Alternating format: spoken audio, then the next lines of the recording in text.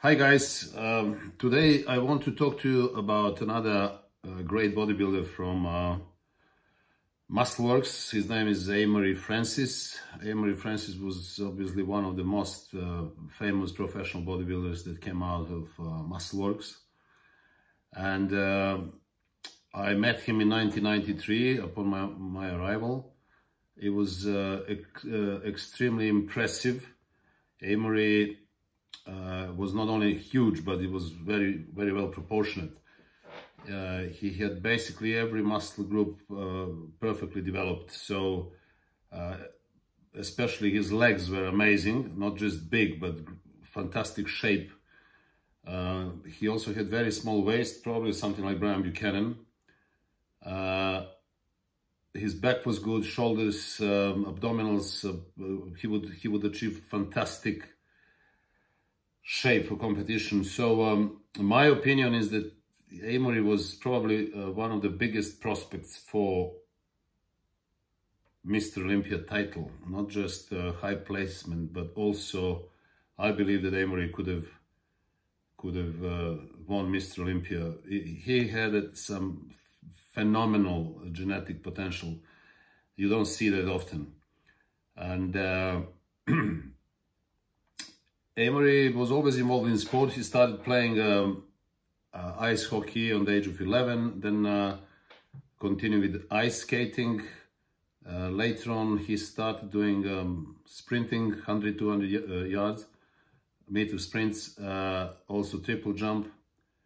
But because he needed more strength, obviously, he started doing some weights. On the age of 17, he started doing weights. And the results were dramatic. He had absolutely superior genetics. So if you, he said to me that once he started doing weights, he just get fantastic muscularity, vascularity. He got in fantastic shape. And interesting enough, he didn't, in the beginning, he didn't train everything. He didn't train legs, especially for quite some time, because his legs were already quite developed from ice skating and sprinting. But then he met Brian Buchanan, another famous professional bodybuilder from MUSCLEWORKS that I spoke about in one of the previous videos.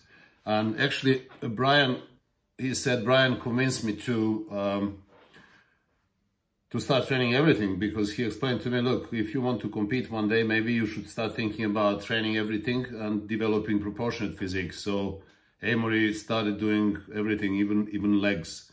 And this is when things started changing. And Brian influenced AMOURY quite a lot into proper bodybuilding training. Now, because he obviously had fantastic results, he decided to compete, and his first show was first series. He won a few minor shows, but the first serious one was the British finals, when in 1988 he finished third, came behind Gary Taylor, and in 1988 it was Dorian Yates who won heavyweight and overall. In 1988 he did a lot of seminars, but he was training, preparing for next shows. And in 1991 he did the second British finals and finished third again. That show was won by Eddie Elwood, and second was FRANCIS. AMOURY finally won heavyweight and overall in 1993 and got his professional license. Now, I always wondered what happened after that show, because he was so impressive on the stage, in fantastic shape, as you can see on the pictures that I'm showing. And he had absolutely potential to go all the way to the top. As I said to you, my opinion is that he could have won Mr. Olympia, because he had a height, he had very small waist, almost as small as Brian Buchanan. As you can see from these photos, you don't see it often these days. Actually, you can't see this at all. He was really one very rare, fantastically proportionate physique with small waist. And when I asked him what happened after that show, when everybody's waiting to get a pro license and then jump into the professional competitive career, but he said first he got pneumonia after that show, so he was out of training. And AMOURY is quite honest guy. He's a very nice personality. He will tell you exactly as it is. And he said to me, look, I went to Mecca, I went to LA, I went to see what is the situation there, and I wasn't at all impressed with the lifestyle of professional bodybuilders there, because people would do anything just to survive, and they were really surviving. They were not, some of those professional bodybuilders, no need to mention names, but they were sleeping in the cars because they couldn't afford having an apartment or something similar, because in order to train 2 or 3 times a day, they couldn't even work. So it was very, very difficult. And he said, I had businesses in London, I had good life, I had children, and I wasn't ready to swap my life, my lifestyle, the quality of life that I had in London for that professional kind of lifestyle in the Mecca. And also, she said this, you know, dieting and preparation for the show was a lot of politics involved. He said it was all kind of rather as a deterrent. So I love training, but not necessarily killing and starving myself in order to prepare for the show. So he did lots of exhibitions, promotions, but he never actually aimed for some success in the professional league. Now, when it comes to training, AMOURY was always in a relatively good shape year round. I remember he was never fat. He would be always in decent shape, always hard, and he thinks that actually not overtraining was very important for him. He thought that a lot of people overtrain, especially in the off season, and he preferred to train every other day. So his favorite split was push-pull. So that means on the day 1 he would do chest, shoulders and triceps. Then he would have a day off. Then he would do another session. There would be legs, and then we had day off, and then back and biceps, and day off, and then over again. So basically, it will be 3 to 4 times a week. AMOURY trained with a lot of, especially in the beginning, he did quite a lot of weights for legs, because AMOURY is quite tall. I think he's 18'2", 3", and his legs were unbelievable. I mean, being tall and having such a big quads, that was something special. But for legs, he would do a lot of squats, very heavy squats. He would do like 5 plates each side. On the age of 20, he was already that strong. Later, he was doing more than that. He was going even 6 plates each side, which is 260 kgs, as you know. He did a lot of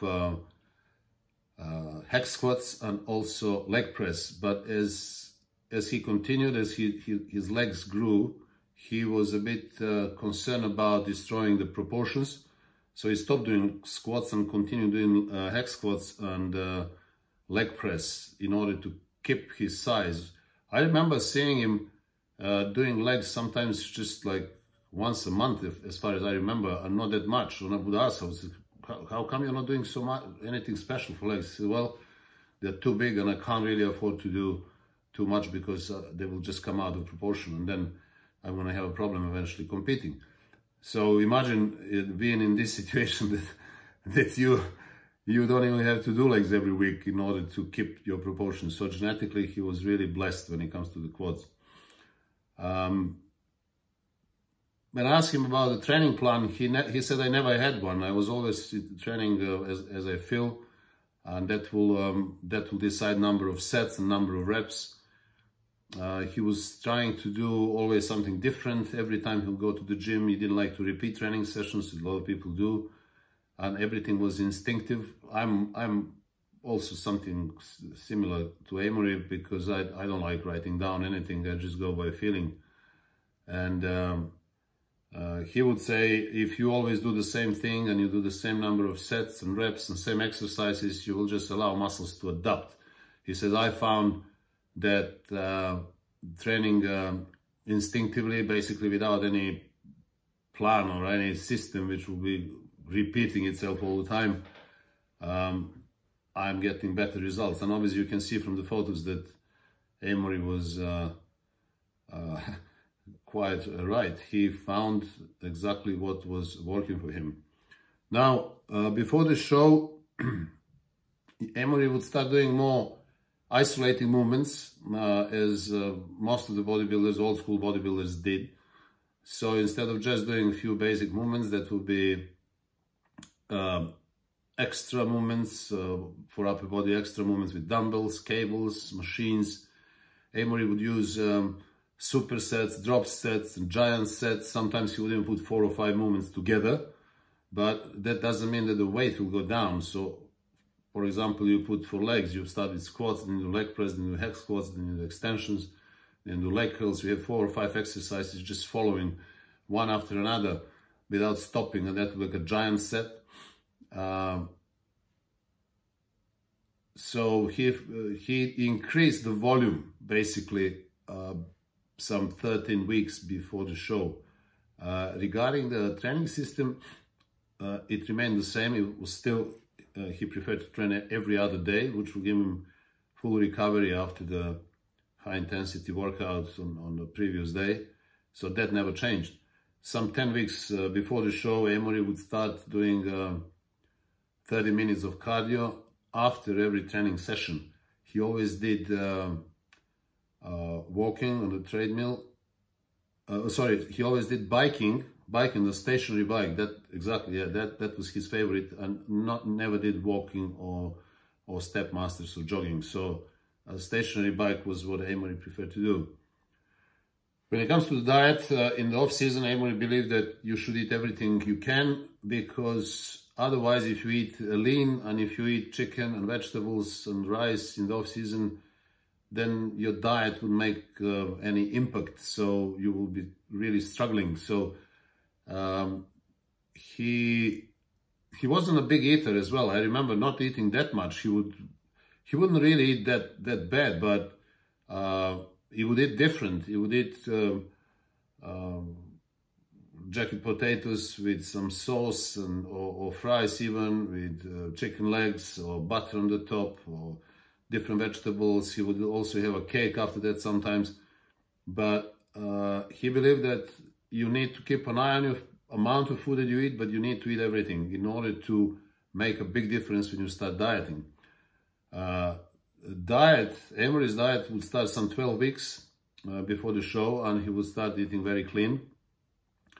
When it comes to carbs, he preferred pasta, rice, potatoes. And when it comes to protein, he preferred chicken and very lean beef. He believed that beef is important because if you don't eat beef, he said to me, you will lose strength. So you need to eat beef. What is interesting is that he didn't actually eat as much as people eat today. And also he was quite busy. He had few businesses, so he was running around constantly. And he said, all I could have done in those days was 3 meals a day, and they would be rather straightforward meals, just chicken and rice with a bit of vegetables, nothing fancy, nothing extravagant. And when it comes to carbs, he said he would monitor the amount of carbs. So sometimes he said, if I'm getting flat, I would increase my carbs. If I'm not in the shape that I wanted to be, I would decrease my carbs. So he says it's always instinctive. So training and diet-wise, he was always following his instinct, obviously consulting the mirror and playing rather by instinct than by some rules. So now when it comes to modern bodybuilding, I used to ask him, what do you think about that? Because as you can see on the pictures, his physique was very, very different than the bodybuilders looking now. His physique was was very big, he was very hard, tight, basically shredded before the show, but he never had extended guts. His waist was always small, and that was the paradigm for bodybuilding in '90s. And he agreed. He said, "Look, you know, people now they look big. They're big, but their bodies, the muscles are not matured. They're not hard enough. The waist is too big. The bellies are all extended, which is obviously something that nobody likes. And if you see from the photos, AMOURY would do either double biceps or lat spread, and obviously the abdominal section, midsection would simply collapse inside. You would have almost like a vacuum effect.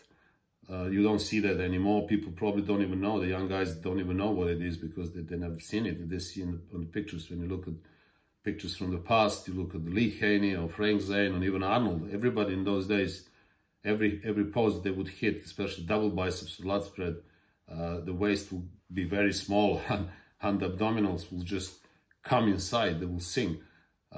Nowadays, that's not the case.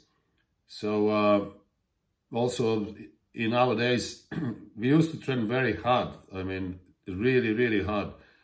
We used to lift heavy weights, high reps, and I can't remember that anybody was making such a fuss out of it. People didn't scream, didn't throw weights around, didn't make noise.